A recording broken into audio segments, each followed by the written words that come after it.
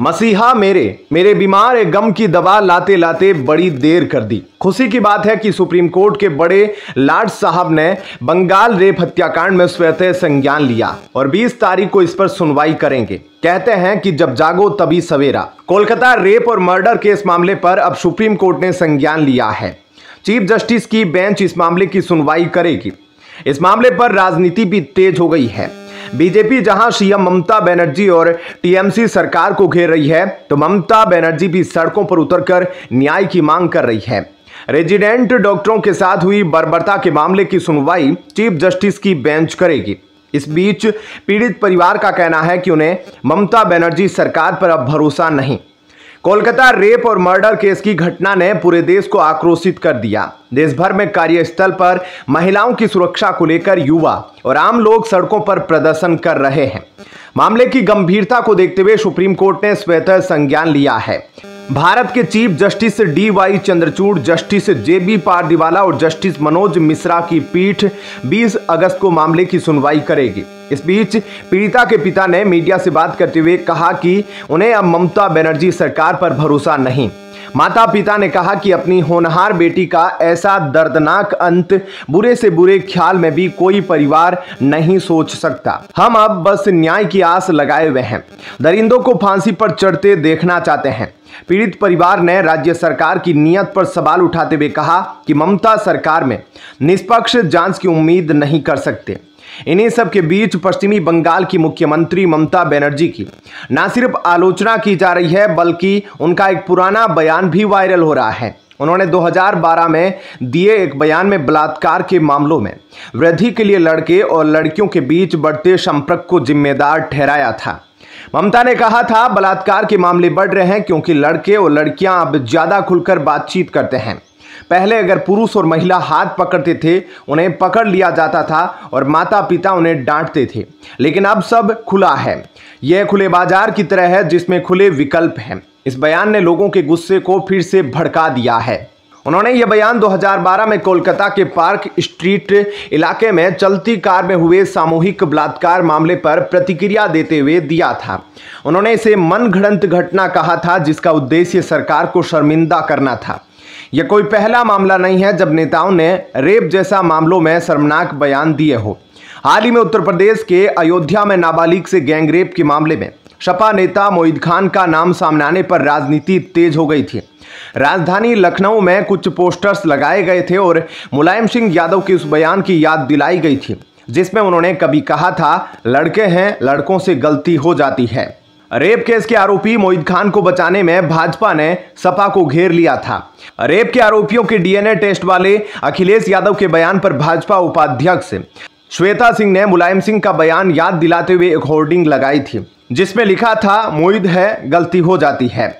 आपको बता दें कि विधानसभा में मुख्यमंत्री योगी आदित्यनाथ समेत भाजपा नेताओं ने आरोप लगाया है कि मोहिद खान समाजिक पार्टी का सदस्य है और फैजाबाद से सपा सांसद अवधेश प्रसाद की टीम का हिस्सा है। फिलहाल इस खबर में इतना ही। आगे की अपडेट के लिए बने रहिए लाइव टीवी न्यूज के साथ। धन्यवाद। जय हिंद।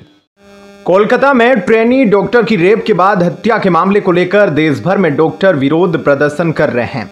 डॉक्टर्स, नर्सिंग स्टाफ और अन्य लोगों के विरोध प्रदर्शनों के मद्देनजर सभी राज्यों से गृह मंत्रालय ने कानून व्यवस्था को लेकर हर 2 घंटे में स्टेटस रिपोर्ट देने का निर्देश दिया है। चिकित्सकों, नर्सिंग स्टाफ और अन्य लोगों के विरोध प्रदर्शनों के मद्देनजर सभी राज्यों के पुलिस बलों को हर 2 घंटे में स्टेटस रिपोर्ट देने का निर्देश दिया गया है।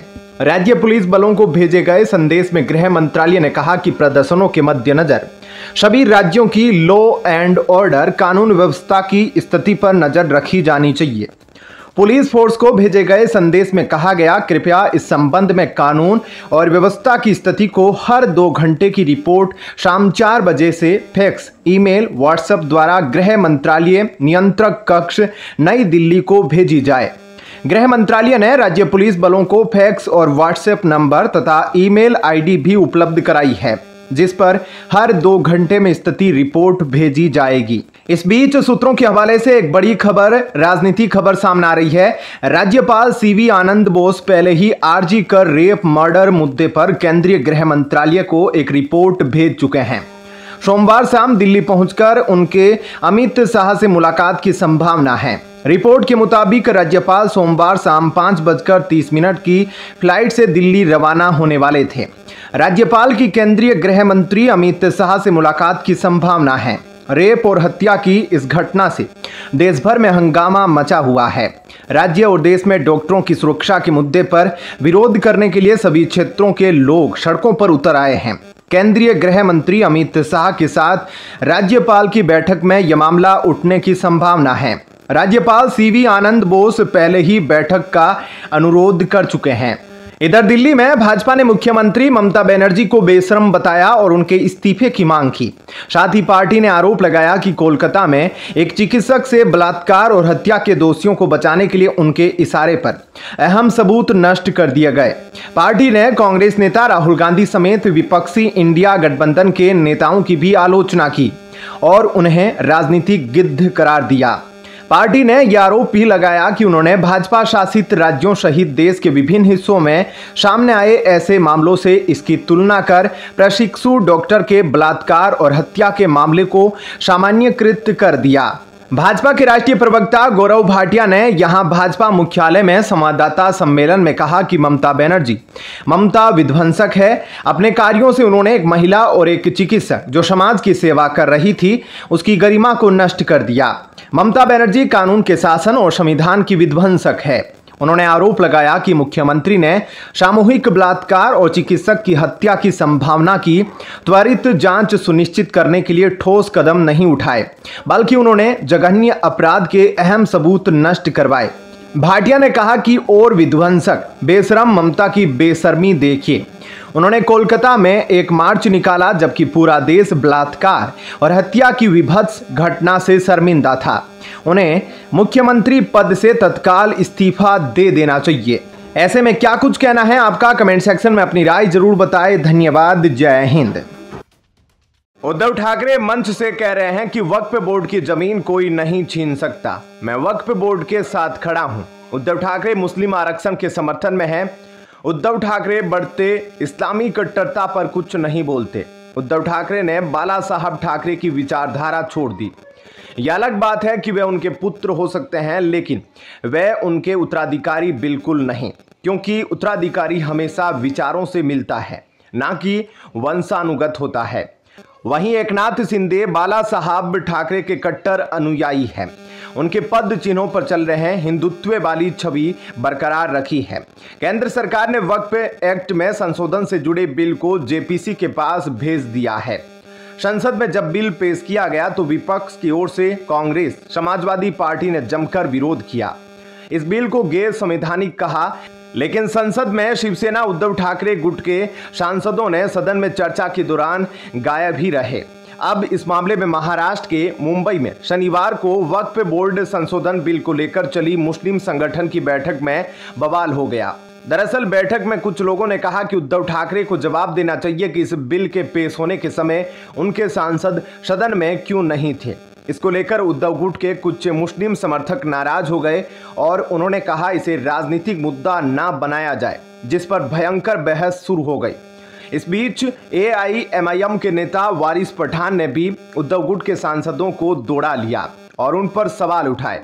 इस पर बात बिगड़ गई, जिससे बैठक में माहौल और गर्मा गया। वहीं अब आज मुंबई में हजरत सैयद मोइनुद्दीन अशरफ के नेतृत्व में उलेमाओं का एक प्रतिनिधि मंडल संयुक्त संसदीय समिति के अध्यक्ष वक्फ संशोधन विधेयक 2024 जगदम्बिका पाल से दोपहर 1 बजे मुलाकात करेगा। बता दें, ये मुलाकात इस्लाम जिमखाना में वक्फ संशोधन विधेयक 2024 पर सुझाव दिया। बता दें, ये मुलाकात इस्लाम जिमखाना में वक्फ संशोधन विधेयक 2024 पर सुझाव, आपत्तियां और सिफारिशें प्रस्तुत करने के लिए होगी। यह समय अखिल भारतीय सुन्नी जमीयतुल उलमा की तरफ से लिया गया है। साथ ही आपको बता दें, सूत्रों के अनुसार शिवसेना UBT ने माफी मांगते हुए गिड़गिड़ाते हुए अपनी सफाई में कहा है, जिस दिन यह बिल संसद में पेश किया गया था उसी दिन दिल्ली में उद्धव ठाकरे के साथ पार्टी सांसदों की एक महत्वपूर्ण बैठक थी, जिसके कारण वे सदन में उपस्थित नहीं हो पाए। शिवसेना UBT के राज्यसभा सांसद संजय राउत ने इस पर कहा कि उनकी पार्टी विपक्षी गठबंधन इंडिया का हिस्सा है और जब बिल लोकसभा में पेश किया गया तब उनके सांसदों की उपस्थिति जरूरी नहीं थी। महाराष्ट्र के मुसलमान विपक्षी दलों के गठबंधन महाविकास आघाड़ी एमवीए के घटक शिवसेना उद्धव बालासाहेब ठाकरे से काफी नाराज है। वहीं आपको बता दें, एमवीए घटक के साथ अल्पसंख्यक समुदाय की नाराजगी तब सामने आई जब शनिवार 10 जून को मुंबई में शिवसेना यूबीटी प्रमुख उद्धव ठाकरे के आवास मातोश्री के बाहर बड़ी संख्या में कई मुस्लिम जमा हुए थे। प्रदर्शनकारियों ने पार्टी प्रमुख ठाकरे को धोखेबाज और देशद्रोही कहकर पार्टी के खिलाफ अपना गुस्सा जाहिर किया। संसद में जब वक्फ संशोधन विधेयक पेश किया गया तब लोकसभा से शिवसेना के सांसदों ने वॉकआउट किया। इसके उलट कांग्रेस और समाजवादी पार्टी जैसे दूसरे विपक्षी पार्टी के सांसदों ने विधेयक का विरोध करने के लिए संसद में रहने का फैसला किया। फिलहाल इस खबर में इतना ही। आपका क्या कुछ कहना है कमेंट सेक्शन में जरूर बताएं। आगे की अपडेट के लिए बने रहिए लाइव टीवी न्यूज के साथ। धन्यवाद। जमीन से जुड़े मामले में कर्नाटक के राज्यपाल थावरचंद गहलोत ने मुख्यमंत्री सिद्धारमैया के खिलाफ जब से मुकदमा चलाने की मंजूरी दी है, बीजेपी नैतिकता के आधार पर उनके इस्तीफे की मांग कर रही है। वहीं अब टीएमसी ने भी सिद्धारमैया के मामले को लेकर केंद्र पर निशाना साधा है। राहुल गांधी ने कोलकाता के अस्पताल में महिला डॉक्टर के साथ हुई दरिंदगी को लेकर ममता सरकार पर निशाना साधा था। राहुल गांधी ने अस्पताल में हुई तोड़फोड़ को आरोपी को बचाने की कोशिश बताया था। वहीं इंडिया गठबंधन के अन्य दलों ने ममता बनर्जी के समर्थन में आवाज उठाई है। पश्चिमी बंगाल में कांग्रेस भी सड़कों पर उतर आई है और विरोध प्रदर्शन कर रही है। सिद्धारमैया पर केस चलाने की मंजूरी के आर्टिकल सोशल मीडिया पर शेयर करते हुए टीएमसी नेता कुणाल घोष ने कहा, तो राहुल गांधी जी, क्या आप अपने मुख्यमंत्री से इस्तीफा देने को कहेंगे? यह भ्रष्टाचार का बड़ा आरोप है। पश्चिमी बंगाल की घटना को लेकर सही जानकारी लिए बिना ही आपने सोशल मीडिया पर टिप्पणी कर दी। ममता बनर्जी द्वारा उठाए गए कदमों की आपने जानकारी भी नहीं ली, तो क्या अब आप अपने सीएम पर कार्रवाई करेंगे? गुरुवार को ही राहुल गांधी ने कहा था, मैं पीड़िता के परिवार के साथ खड़ा हूं। उन्हें हर कीमत पर न्याय मिलना चाहिए और दोषी को ऐसी सजा मिलनी चाहिए जो समाज के अंदर मिसाल बन जाए। वहीं पीड़िता के परिवार को न्याय दिलाने की जगह आरोपी को बचाने की कोशिश स्थानीय प्रशासन और अस्पताल पर बड़े सवाल खड़े करती है। वहीं आम आदमी पार्टी के राज्यसभा में सांसद संजय सिंह ने कोलकाता की घटना को लेकर कहा था कि सीबीआई को निष्पक्ष जांच करनी चाहिए। बंगाल सरकार ने सुरक्षा कार्यक्रम शुरू किया है, लेकिन उन्हें और विस्तार देने की जरूरत है। मेडिकल कॉलेज, होटल जैसी जगहों पर जब घटनाएं होती है तो यह गंभीर मामला है। ममता बनर्जी इस मामले को गंभीरता से ले रही है। इस पर राजनीति की जरूरत नहीं है। अखिलेश यादव ने भी ममता बनर्जी का पक्ष लिया था और कहा था कि वह महिलाओं का दर्द समझ सकती है। उन्होंने जरूरत के मुताबिक एक्शन भी लिया है। सरकार ने मामले की जांच सीबीआई से करवाने का फैसला किया। बीजेपी को इस पर राजनीति नहीं करनी चाहिए। झारखंड के सीएम हेमंत सोरेन और बिहार की पूर्व मुख्यमंत्री राबड़ी देवी ने भी बनर्जी के कदमों की सराहना की। सिद्धारमैया राजनीति में अब तक बेदाग थे। पिछले 10 साल में बीजेपी ने भी उन पर कोई केस नहीं दर्ज करवाया। वहीं अब 3 शिकायतों के आधार पर उनके खिलाफ केस दर्ज करने की अनुमति दे दी गई है। उनकी पत्नी पार्वती बीएम को मैसूर के विजयनगर लेआउट में 14 जगहों पर जमीन दी गई थी। यह जमीन केसारे गांव की जमीन के बदले मिली थी। इस पर मैसूर अर्बन डेवलपमेंट अथॉरिटी का कब्जा था। दरअसल उन्हें मुआवजे के रूप में महंगी जमीन दी गई थी। सिद्धारमैया ने कहा कि इस आवंटन में उनकी कोई भूमिका नहीं थी। कांग्रेस के लिए सिद्धारमैया अहम नेता है। वे पिछले वर्गों के नेता है। कांग्रेस में उनका कद भी बड़ा है। ऐसे में सिद्धारमैया को लगा झटका कांग्रेस के लिए भी झटका है। ऐसे में विरोधियों को आलोचना का मौका मिल गया है। सिद्धारमैया को राहुल गांधी का करीबी भी माना जाता है। खैर, आपका इस खबर को लेकर क्या कुछ कहना है कमेंट सेक्शन में जरूर बताएं। फिलहाल इस खबर में इतना ही। मिलते हैं अगली अपडेट के लिए। बने रहिए लाइव टीवी न्यूज के साथ। धन्यवाद। केंद्र की मोदी सरकार ने लेटरल एंट्री को बड़े पैमाने पर लागू करने का फैसला किया है। केंद्र सरकार ने साल 2019 में सरकारी नौकरशाही में बाहरी विशेषज्ञों को लाने का तरीका लाई थी, जिसे लेटरल एंट्री कहा जाता है। मोदी सरकार इसे फिर दोहराने जा रही है। इस बार लेटरल एंट्री के तहत सरकार का लक्ष्य संयुक्त सचिव, उप सचिव और निदेशक स्तर पर 45 डोमेन एक्सपर्ट्स की भर्ती करना है। सरकार के इस फैसले के बाद विपक्ष बौखला गया है। सपा प्रमुख अखिलेश यादव से लेकर राहुल गांधी और बसपा सुप्रीमो मायावती ने इस फैसले के खिलाफ मोर्चा खोल दिया है। राहुल ने इसकी निंदा करते हुए कहा कि महत्वपूर्ण पदों पर लेटरल एंट्री के जरिए भर्ती कर खुलेआम SC, ST और OBC वर्ग का आरक्षण छीना जा रहा है।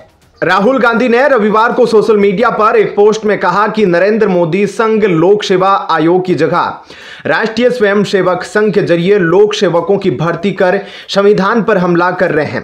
केंद्र सरकार के विभिन्न मंत्रालयों में महत्वपूर्ण पदों पर लेटरल एंट्री के जरिए भर्ती कर खुलेआम SC, ST और OBC वर्ग का आरक्षण छीना जा रहा है। कांग्रेस के पूर्व राष्ट्रीय अध्यक्ष ने कहा कि मैंने हमेशा कहा है कि टॉप ब्यूरोक्रेसी समेत देश के सभी शीर्ष पदों पर वंचितों का प्रतिनिधित्व नहीं है। उसे सुधारने के बजाय लेटरल एंट्री द्वारा उन्हें शीर्ष पदों से और दूर किया जा रहा है। गांधी ने आगे कहा, यह UPSC की तैयारी कर रहे प्रतिभाशाली युवाओं के हक पर डाका और वंचितों के आरक्षण समेत सामाजिक न्याय की परिकल्पना पर चोट है। राहुल गांधी ने इस दौरान सेबी को भी घेरा। उन्होंने कहा कि चंद कॉरपोरेट्स के प्रतिनिधि निर्णायक सरकारी पदों पर बैठकर क्या कारनामा करेंगे, इसका ज्वलंत उदाहरण सेबी है, जहां निजी क्षेत्र से आने वालों को पहली बार चेयरपर्सन बनाया गया। उन्होंने कहा कि प्रशासनिक ढांचे और सामाजिक न्याय दोनों को चोट पहुंचाने वाले इस देश विरोधी कदम का इंडिया मजबूती से विरोध करेगा। IAS का निजीकरण आरक्षण खत्म करने की मोदी की गारंटी है। बसपा सुप्रीमो मायावती ने रविवार सुबह केंद्र सरकार के लेटरल एंट्री के फैसले पर अपनी नाराजगी जाहिर की। उन्होंने अपने सोशल मीडिया पोस्ट में लिखा कि केंद्र सरकार में संयुक्त सचिव, निदेशक एवं उप सचिव के 45 पदों पर सीधी भर्ती का निर्णय सही नहीं है, क्योंकि सीधी भर्ती के माध्यम से नीचे के पदों पर काम कर रहे कर्मचारियों को पदोन्नति के लाभ से वंचित रहना पड़ेगा। BSP चीफ ने प्रतिक्रिया देते हुए आगे कहा, इसके साथ ही इन सरकारी नियुक्तियों में SC, ST व OBC वर्गों के लोगों को उनके कोटे के अनुपात में अगर नियुक्ति नहीं दी जाती है तो यह संविधान का सीधा उल्लंघन होगा। इन उच्च पदों पर सीधी नियुक्तियों को बिना किसी नियम के बनाए हुए भरना यह BJP सरकार की मनमानी होगी, जो कि गैर कानूनी एवं संवैधानिक होगा। वहीं इस मामले में सपा प्रमुख अखिलेश यादव ने लिखा, भाजपा अपनी विचारधारा के संगी साथियों को पिछले दरवाजे से UPSC के उच्च सरकारी पदों पर बैठाने की जो साजिश कर रही है, उसके खिलाफ एक देशव्यापी आंदोलन खड़ा करने का समय आ गया है। देश भर के अधिकारियों और युवाओं से आग्रह है कि यदि भाजपा सरकार इसे वापस न ले तो आगामी 2 अक्टूबर से एक नया आंदोलन शुरू करने में हमारे साथ कंधे से कंधा मिलाकर खड़े हो। सपा प्रमुख ने मांग की है कि भाजपा सरकार इस फैसले को तत्काल वापस ले, क्योंकि यह देश हित में नहीं है।